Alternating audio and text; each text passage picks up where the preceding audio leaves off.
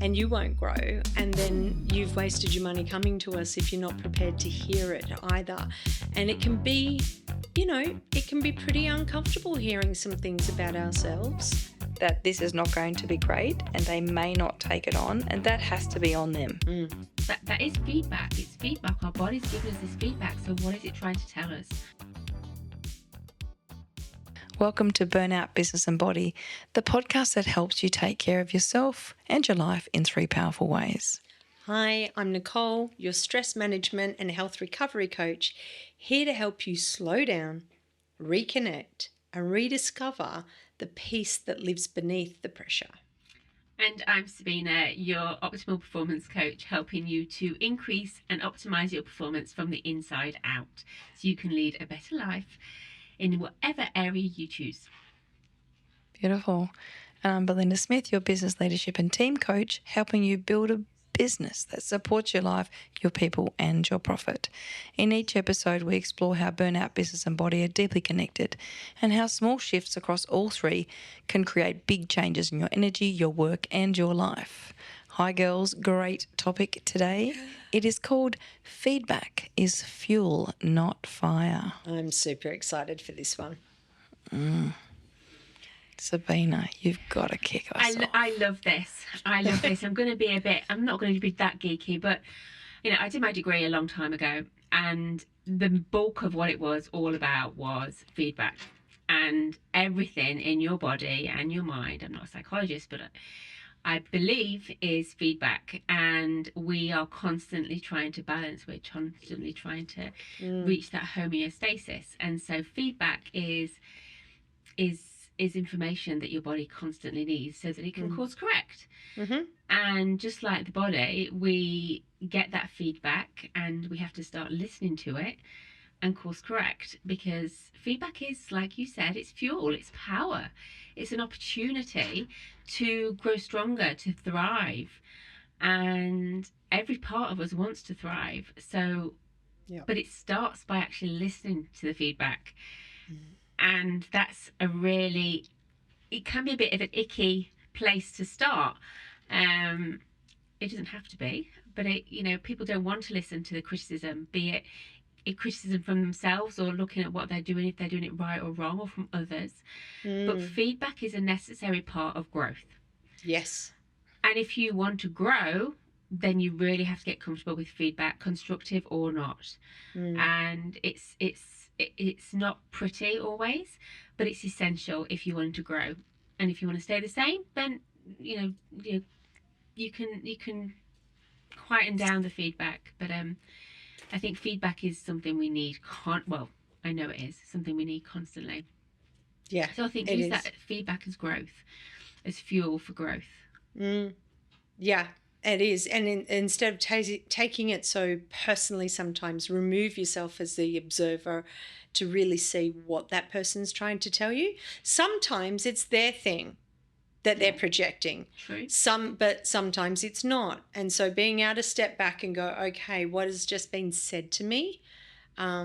Is it something that is a them problem or is it really a me problem? And just having that ability to see yourself for how you're showing up in the world and people are receiving you, because that's the feedback they're giving. Yeah. And again, it's the discernment on whether or not you can actually recognize that within yourself, or if it's someone else's projection of you. But also it weighs heavily, like a cold is trying to tell you something. Our emotions are trying to tell you something. So if you're frustrated, you're being told something. Yeah. If you're really sad, you're being told something. And it's a very uncomfortable, vulnerable place to be in, receiving the feedback. Yeah. And let's just normalize that. That's okay. And I think, as well, we're in a society at the moment where it's like, well, if there is some feedback, if our body or mind is giving us some feedback, we'll quiet it down with a pill. Oh, yeah. We'll have a couple of drinks or, whatever it might be. Let's go shopping. Yeah, rather than actually listening to what the purpose of that message actually is. What is that feedback trying to do? What is it telling us? And actually listening, rather than, you know, people having constant headaches. We need to look at the root cause. What is the reason, rather than just that is feedback. It's feedback. Our body's giving us this feedback. So what is it trying to tell us? And giving ourselves the permission, like you said, listen to it. Listen, it's doing you a favor. Yeah. And look, recently, I've had a client who's had some major surgery, Right. and their body has been just wanting to sleep. It just wants to sleep. However, their mind is, no, I've got to push through, and I've got to be this, and I've got to be that. But the reality is the body, and it's major surgery, like it was really huge. The body is telling them, I need this time to recover. The sleep is when I'm going to rejuvenate and heal. And if you don't allow me to have this time to heal, then it's going to take longer. And that's the same with our emotions. It's the same with any health condition, and I'm sure we can definitely, the feedback in business is definitely the same as well, Belinda. Absolutely. Well, the truth is the brain hears feedback as danger. And so when you're giving feedback, the brain is not thinking, great, this is a good opportunity for growth. It thinks, I'm in trouble. And I'm specifically talking about work. Am I good enough? Am I about to lose something?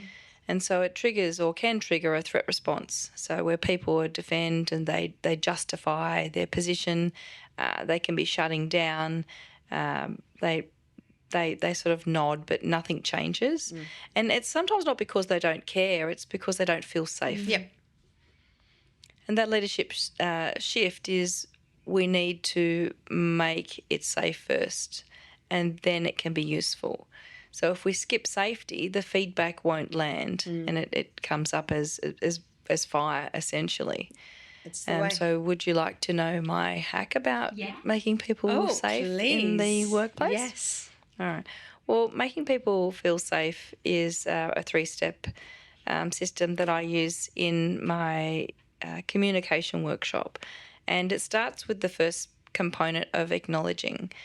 And it's kind of like, I can see how much effort you're putting into that. And then we're validating them, which is the step 2. Yep.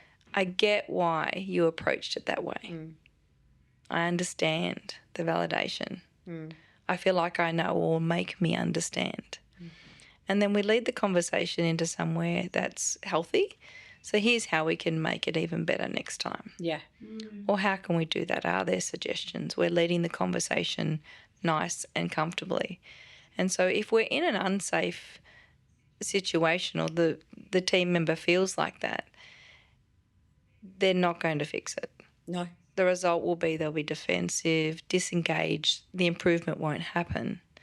If they feel safe when we've acknowledged and validated them as a leader, they can see that we're trying to get this done potentially quickly, or they appreciate where we're coming from. We can tighten the structure, and next time we can make it better. They'll have clear directions, and the result will be much more open and receptive. And that's how we can improve performance at work.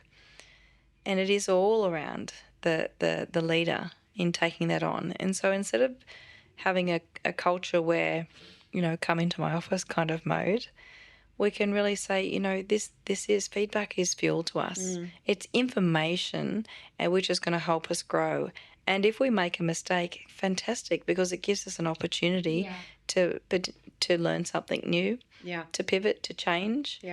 And some businesses enjoy that, so that they can learn about other things, and they grow off the back of their errors and mistakes.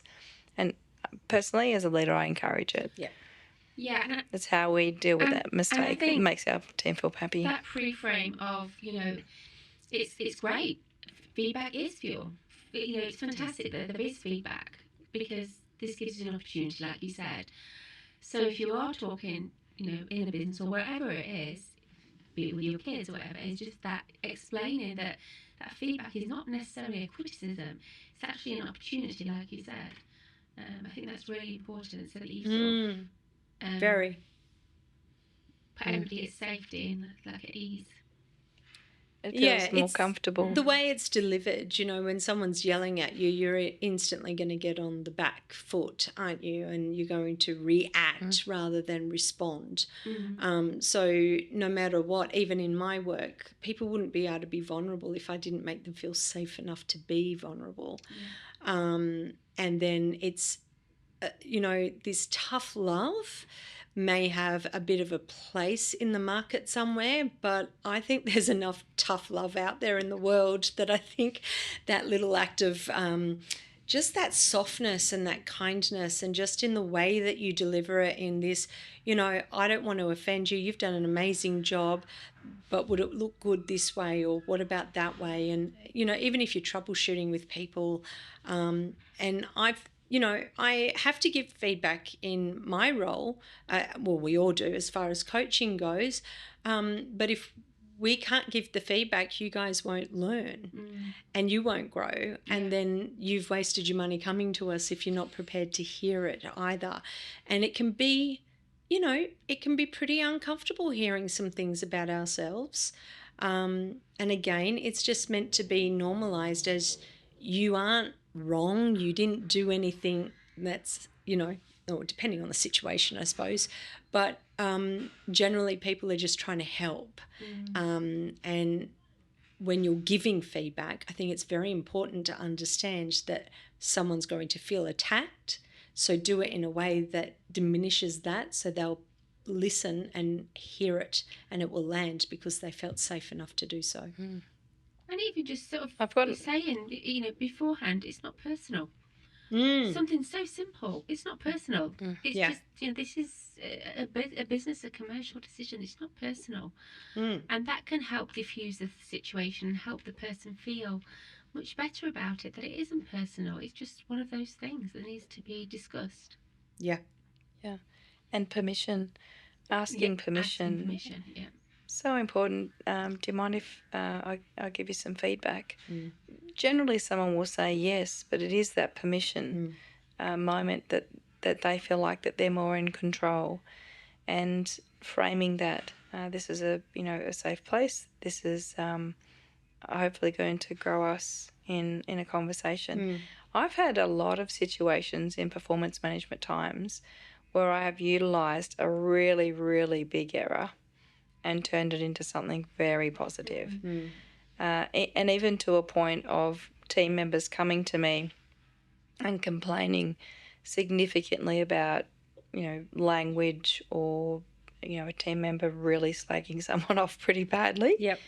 And so that could be serious misconduct and an area for dismissal, though framing that, sitting them down saying, you know, I know that these things can happen. Moving forward, it is really important that it doesn't happen again. And if it does, what would you expect the consequences to be? Well, I wouldn't expect to have my job. Okay.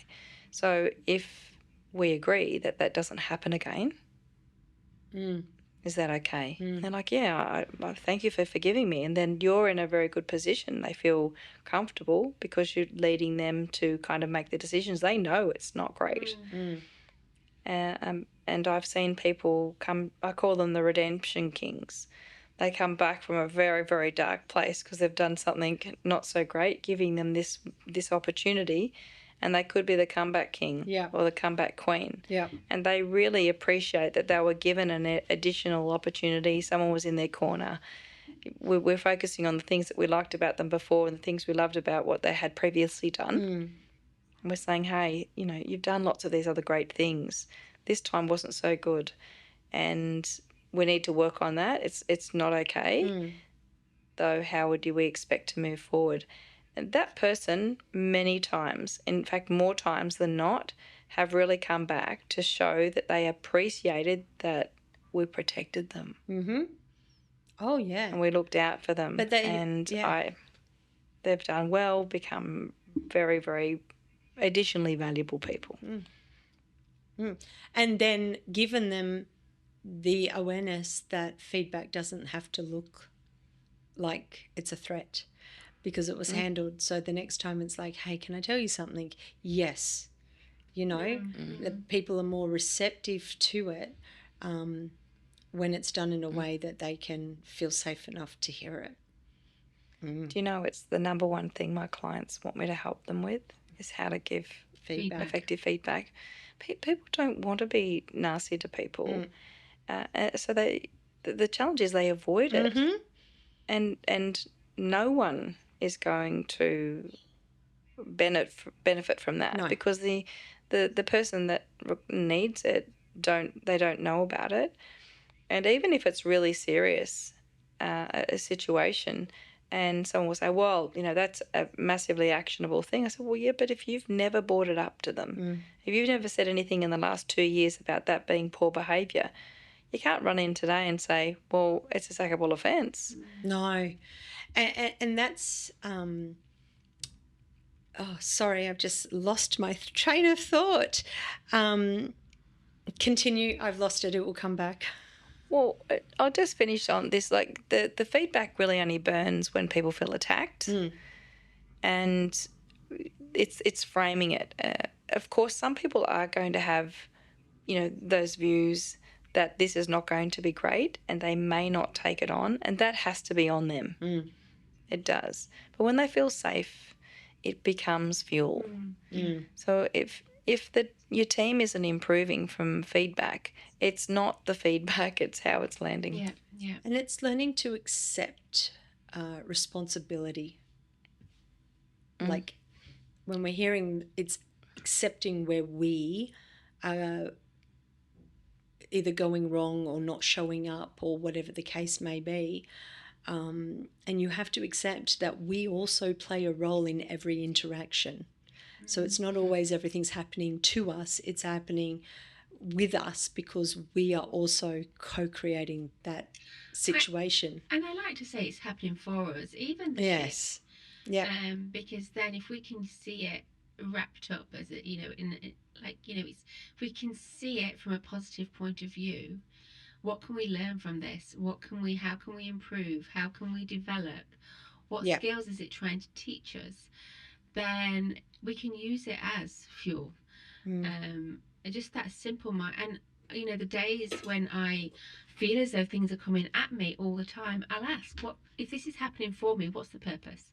So if somebody gets a sort of like, you know, maybe they are having some feedback at work they don't like, okay, so what is the positive out of this? And there's always a positive, a negative and a positive. There's always a positive. And just starting to get in the habit of looking for the positives even when it's negative. I completely agree. Just writing some things down because I love to write. Well, we do this in relationships. So it's not just your working environment. This is what I wanted to say earlier. We do this in relationships where we fear the other person's response so much that we don't even advocate and speak up for ourselves. Therefore, we're dismissing ourselves and what we need because we're too scared of what the other person's response might be. And history in the relationship may have been proven to you that you have got something to be fearful about because they're also reactive. But it is very important that we don't do that because we have a voice too that needs to be heard. So when you're in that relationship, you need to work out a way to give the feedback so that you're mutually respecting each other's needs. To be heard, validated and seen, really, at the end of the day. Yeah, no, absolutely. Mutual respect, so important. I was just jotting down an acronym that I use as a formula for change. And it was actually shown to me many years ago when I had a terrific business coach.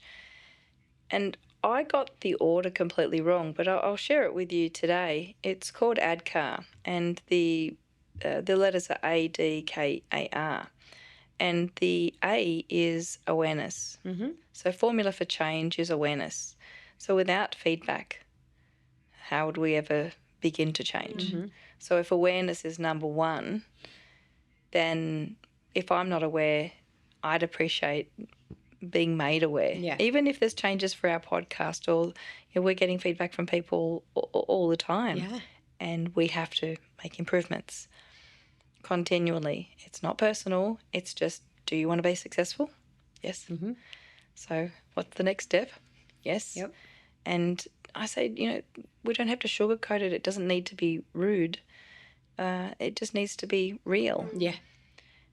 So the second part of the change is, so when awareness is first, number two is the desire to do something about it. And I used to think it was the desire that was the most important. But how could I desire what I wasn't aware of? Mm-hmm. So awareness is always number one. So feedback is going to give us the awareness of any change in our life. Yep. Yeah. It's just crucial. Mm. I can tell you the rest of the Sure, go. the rest of it. So Adcaso goes awareness, desire. The K is knowledge. Mm-hmm. Sometimes we need more information to do something. Yes. And then the second A is ability Mm-hmm. to do so. We might need to access that. And R is reinforce. Yep. What we repeat Yeah. really works Yeah, for us. yeah. Yep. 100%. Yeah. So that's ADCAR, the formula for change. And the repeating is making what was unfamiliar familiar. Yeah. So it just becomes your second nature. Yeah. Yeah. And And telling ourselves something over and over in a different sense or a new sense. new way.